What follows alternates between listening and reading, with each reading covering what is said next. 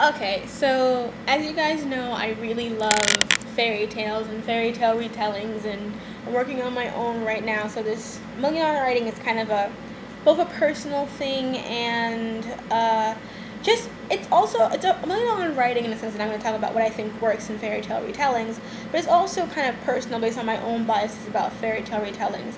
I feel like a lot of fairy tale retellings assume that simply by adding gore or special effects or whatnot onto a script or onto a pre-existing fairy tale, they are suddenly doing something new and revolutionary, and that they are revitalizing the fairy tale for a new generation. And for some people, that works. Some people like the fairy tale but just want to see it, actioned up for a newer audience, and that's fine. But for me personally, it doesn't really do that much for me, because I feel like what those movies do is, while they are trying to revitalize the fairy tale, they are also just reusing the exact same story. But not even that. They are using the exact same tropes and the exact same morals of those fairy tales while trying to counteract the fairy tale with their kind of new age ideas. Like, if every time you have a fairy tale that is about beauty, there's this need of people to try and make it about inner beauty. While at the same time, that's not the point of these fairy tales. Beauty in a fairy tale is a reward. If you didn't have it before, you're gonna get it. If you had inner beauty, you also have to have outer beauty, because it's a balancing out act. The only thing that's allowed for you to be in a fairy tale and still be okay with it is to be simple. You can be a simpleton and still win. But if you're ugly, you will become beautiful. If you have inner beauty, you will most likely have outer beauty. It's not this huge kumbaya of everything is about what's inside.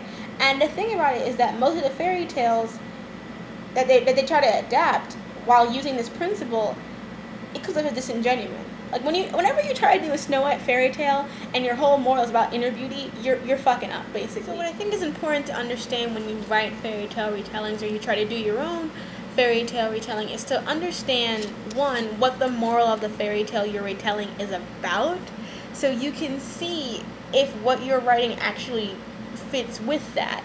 I think one of the most important things to do when you're writing a fairy tale retelling is to know what the original tale was about, the context in which it was written, because a lot of people don't understand that fairy tales were not written initially for children, and some fairy tales were written with specific goals in mind. For example, the popular version of Beauty and the Beast that we know, the woman who wrote it as a way to help young women deal with arranged marriages. A lot of these fairy tales were like, there are like mixed views of what Hans Christian Andersen intended and what he was doing with The Little Mermaid. Some think it's like a love letter for his own lover that he couldn't be with, but it also has a lot of, spiritual Catholic undertones, Catholic Christian undertones to it. So I think people need to understand that fairy tales are not just for children, and that their origins are much more than that. And what they stand for, both morally and socially, are the reasons why they've managed to be part of our mindset for so long, because they're universal for different cultures, different backgrounds, different nationalities. Everywhere has a fairy tale like another fairy tale. You will always have a version of Cinderella somewhere. You will always have a version of Sleeping Beauty somewhere, because what it stands for, those archetypes, are what's important, not necessarily the characters and whatnot. Which means you can change things up. People are so focused on the Grimms, the Perrault, the Andersen version of fairy tales, they don't move out. They don't realize that you can just take the basic concept of it and do something else. You don't have to do a straight retelling of these stories, because one, we already know them, and two, when you're just adding intensity to it, you're not really creating anything different. It looks different, but it's not. And I feel like it's because most retellings fall into either one of two categories: fun or dark. There are different kind of versions of this, but for the most degree, I think you can either fun fairy tale retellings or darker fairy tale retellings. And with the fun, you can have like Ella Enchanted. Ever After is kind of more fun than, I would say, dark. Cinder, Mirror Mirror, and with dark you get like this movie Spike that was a retelling of Beauty and the Beast. Snow White and the Huntsman, Snow White: A Tale of Terror. There's the other Snow White with Lana Lane in it. So a lot of Snow White retellings tend to go into the dark route.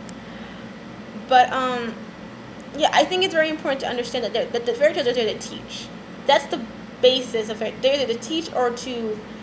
I think for the Grizzly Brothers, they had it because they wanted to show like German nationalist pride. It was created for that. So you have to understand this, and you have to see what makes these fairy tales dark. A lot of people oversimplify a fairy tale because they think that if you oversimplify it, it makes it easier to understand. But all you really do is you make it more convoluted than it needs to be. You are turning something that was originally very dark, but was written in a way that anyone could understand it, to something that's so bland and weightless that there are no stakes for it, and that it might as well not exist. One of the reasons that I'm not often impressed with dark retellings is because a lot of these fairy tales are already very dark. They deal with a lot of psychological issues that people have written about. Bruno Bettelheim wrote a whole book about how fairy tales are important to a child's psyche. Zach Zips has written a lot of different stuff. Marina Warner has written a lot of. And I think the perfect person who managed to do those dark retellings and really stick to the morals and the themes and really deconstruct them was Angela Carter, and her novella, The Bloody Chamber, and that collection of stories is really amazing. Like, when you read those stories, you are seeing how she breaks down the issues within these fairy tales, but still writes fairy tales. And therefore, you can take them as a message, but you can also see them as just really entertaining reads. And she manages to really bring out the best of both worlds with a fairy tale. However, you can make them fun. Not everything has to be super serious, not everything has to be really hardcore and dark. But I feel like when you do that, there are two ways to do that. You can either go all the way, or you can kind of break away from the archetypes and do your own thing. Like Ella Enchanted and Ever After are just loosely based on the fairy tales that they are parodying, and there are similarities, but they're really trying to do their own thing, which is good, because you breaking away from it sometimes gives you the most room, because all you need to really do is keep certain key factors instead of having to do an entire story that may or may not work properly.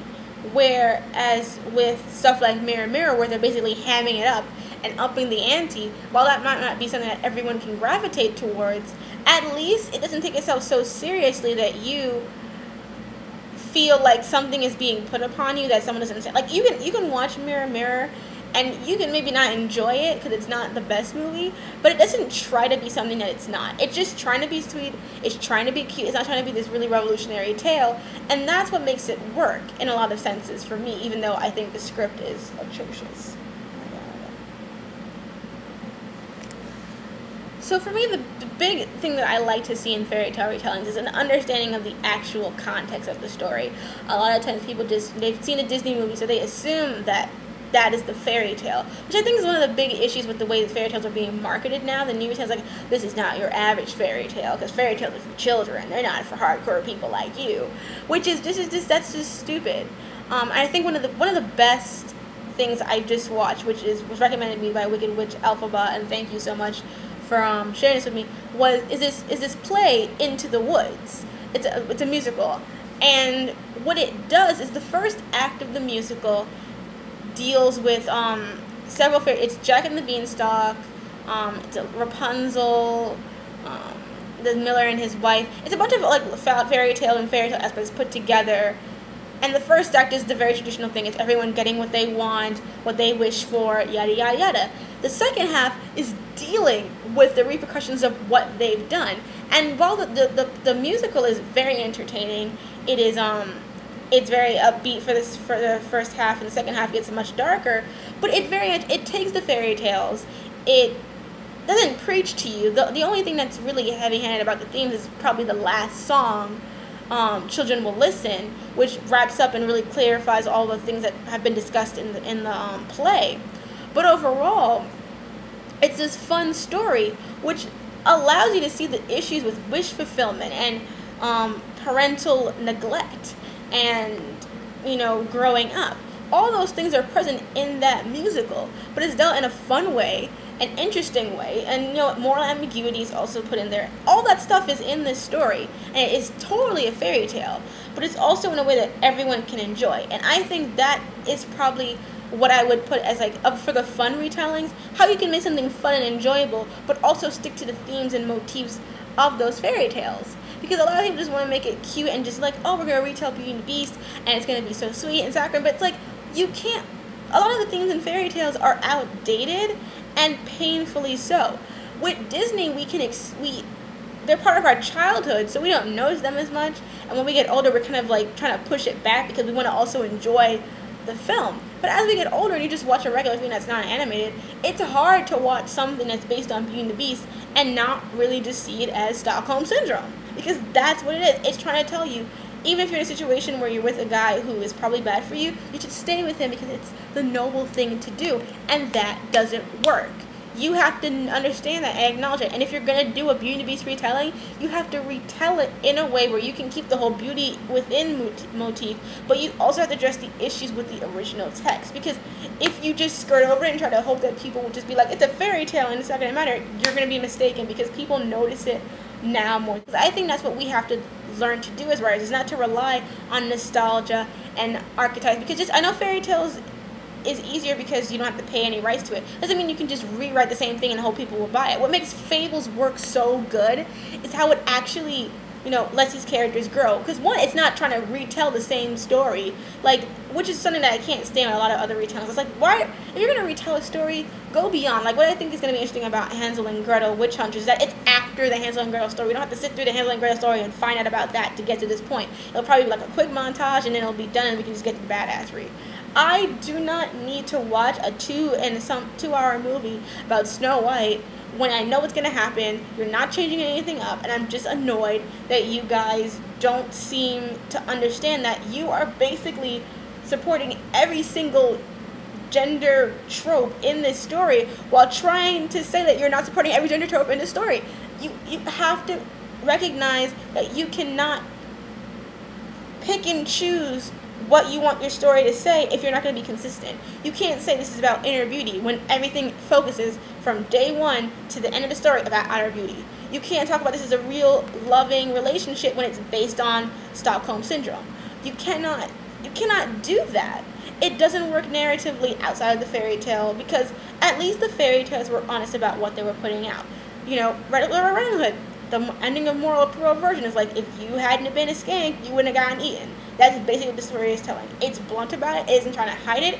It's sexist, yes, but it was upfront about sexism. Beauty and the Beast, it's about you stay with a man if it's an arranged marriage because that's your responsibility.